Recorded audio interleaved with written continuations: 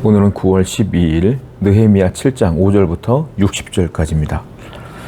내 하나님이 내 마음을 감동하사 귀족들과 민장들과 백성을 모아 그 계보대로 등록하게 하심으로 내가 처음으로 돌아온 자의 계보를 얻었는데 거기에 기록된 것을 보면 느헤미야는 어느 날 갑자기 하나님께서 기도하는 중에 감동을 주십니다.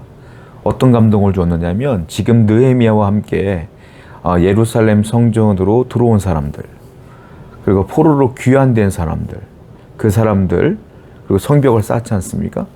그 모든 사람들의 이름, 그리고 가족관계, 이런 계보들을 하나님께서 다 기록하도록 마음에 감동을 주신 거예요. 그래서 생각해 보십시오. 그 이스라엘 사람들의 전체 인구를 우리가 다 계보대로 다 이름을 적고 가족관계 쓰고 하는 게 쉬운 일이겠냐고요. 그 당시에는 다 수기로 기록해야 되며 다 일일이 가가하고 찾아가서 다 물어봐야 되는 것인데 이게 쉬운 일이 아니라는 것이죠. 그런데 느헤미야는 이 감동을 딱 받으면서 바로 순종하더라라는 거예요. 그 일을 시작해요. 그랬더니 하나님께서요, 1차 포로 귀환 때 처음 들어왔던 사람들의 그 계보를 얻게 하신 겁니다. 그게 있었어요. 그래서 그것을 보고 다시 계보를 작성하는 것들을 보게 돼요. 하나님께서 일을 하려고 마음을 먹었더니 일할 수 있는 환경을 열어주시고 능력도 주시더라라는 것이죠. 여러분, 그렇습니다. 하나님께서는 우리에게 감동을 주셔요. 항상 감동을 주시고 우리가 그 감동에 따라 움직이기를 원하셔요. 그걸 뭐라고 말하죠? 순종이라고 합니다. 성도는 하나님의 감동에 따라 순종하는 삶을 살 때에 하나님께서는 그 순종하는 자들에게 지혜도 주시고 능력도 주시고 환경도 열어주시더라라는 겁니다. 1차적으로는 하나님의 말씀을 읽다 감동이 오면 그 말씀대로 살아야 되는 거예요. 그리고 기도하다가 감동이 오면 그대로 살아야 되는 거예요. 그리고 어떤 성도와 함께 어떠한 영적으로 존경할 만한 분들과 함께 대화하다가 그분들의 말 한마디 한마디가 내게 감동으로 온다면 그 감동대로 순종하며 살아야 되는 거예요. 그 사람을 통하여 하나님께서 말씀하신 것이 있을 수 있기 때문에 그래요. 성도는 항상 하나님 말씀에 예민해야 되며 그 성령의 감동에 예민해야 된다는 것이죠. 그리고 그 말씀에 순종하여 하나님의 은혜대로 하나님의 영광을 위해 살아가는 분, 그분들이 바로 성도다. 바로 여러분들이 그러한 인생을 살기를 축원드립니다. 6절입니다.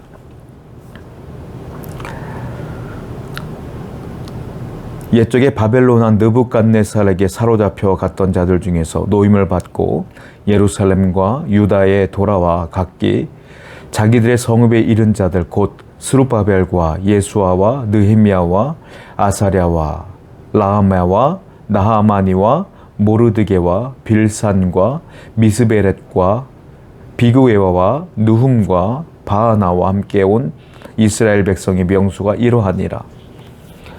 1차적으로 온 사람들의 포로 귀환으로 온 사람들의 명단이 쭉 이제부터는 명단이 나옵니다. 너무 길기 때문에 이제는 우리는 다 읽지는 않을 것이고요. 그 중간중간만 읽을 것인데 하나님께서 남유다 땅이 멸망할 때에 선지자들을 통하여 무엇라고 예언을 했냐면 70년이 지나면 돌아올 것이라고 하나님께서는 예언을 했다라는 것이죠. 바벨론에 의해서 포로로 잡혀갔던 사람들이 이제 바사 페르시아에 의해서 다시 포로에서 귀환하는 장면이 오는데 총 3차례에 걸쳐서 3차 포로 귀환이 이루어지게 됩니다. 1차, 2차, 3차로 이루어지게 되는데 하나님께서 약속하신 대로 70년 만에 다 돌아오게 되는 것들을 보게 됩니다. 하나님이 예언했어요. 70년 동안 포로 생활을 하고 있다가 70년 뒤에 올 것이다. 그런데 그 70년이 지나니까 정말로 그들이 돌아오는 역사가 나타났더라라는 것입니다. 성도 여러분, 하나님의 말씀은 반드시 이루어진다는 걸 우린 믿어야 돼요. 왜냐하면 하나님은 신실하신 분이시기 때문에 그렇습니다. 신실하다는 건 변함이 없다는 것이고 믿을만 하다는 거예요. 거짓이 없다는 거예요. 하나님은 한마디 한마디가 거짓이 하나도 없는 분이에요. 왜? 하나님은 죄가 이만큼도 없기 때문에 그래요. 그렇기 때문에 하나님께서 말씀하신 것들은 반드시 이루어진다라는 겁니다.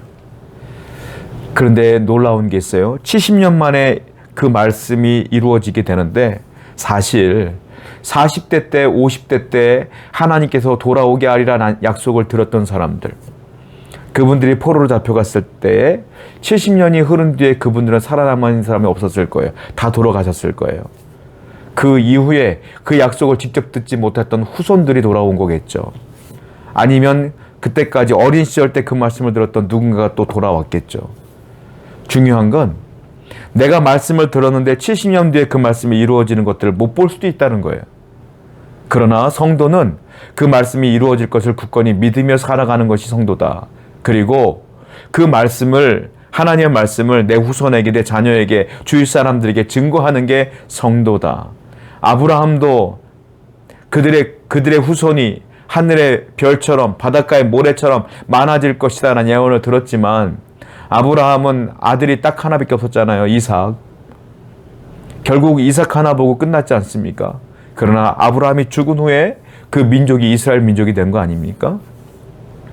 성도 여러분, 하나님 말씀은 반드시 이루어져요. 그런데 그 시간은 하나님께 달려 있어요. 우리는 하나님의 약속이 이루어질 것을 믿고 살아가는 것, 그것이 성도의 사명이며 삶이다. 이것이 믿음이다라는 거예요. 왜냐하면 하나님 말씀 반드시 이루어지기 때문에 그렇습니다. 여러분들의 살아있는 동안 이루어지는 것도 많을 거예요. 근데 그렇지 않은 것들도 있을 거예요.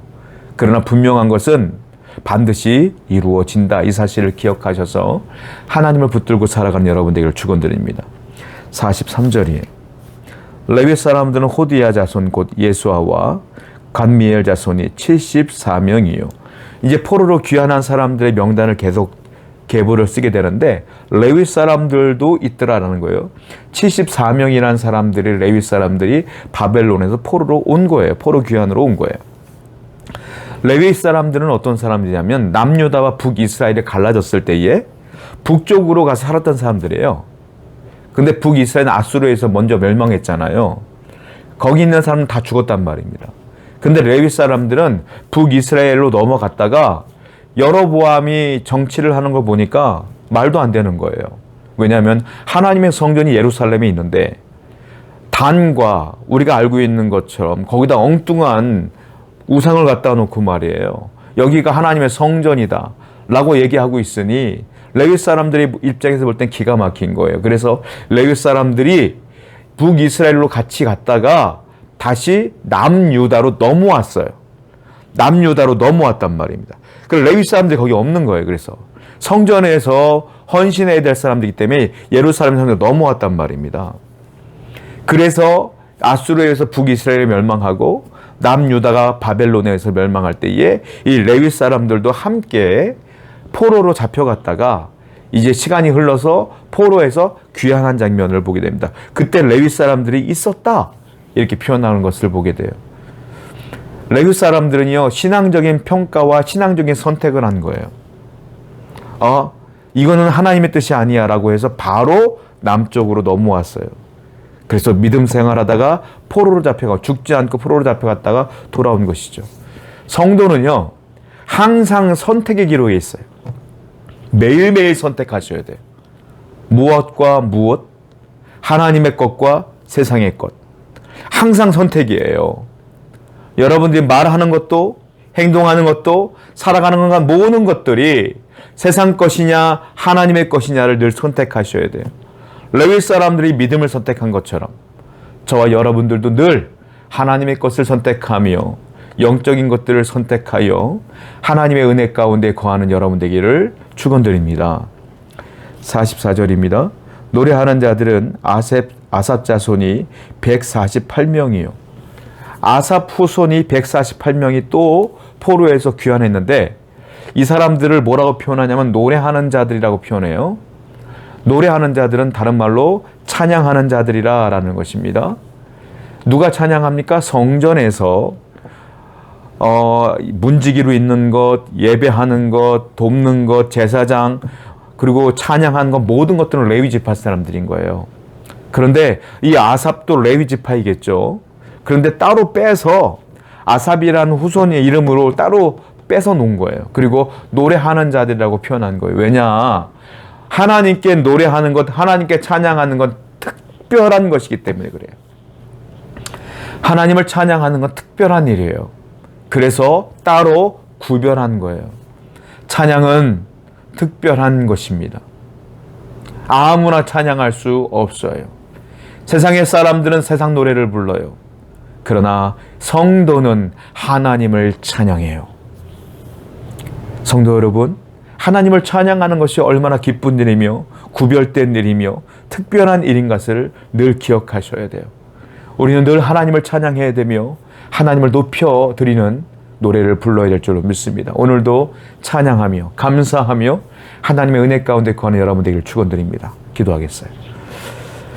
하나님 아버지 감사합니다. 하나님이 약속하신 모든 것들은 이루어질 것들을 믿습니다. 그리고 또한 우리가 항상 믿음의 선택을 하여 하나님께 인정받으며 하나님의 은혜 가운데 거하는 자가 되게 해 주옵소서. 예수님의 이름으로 기도드렸습니다. 아멘.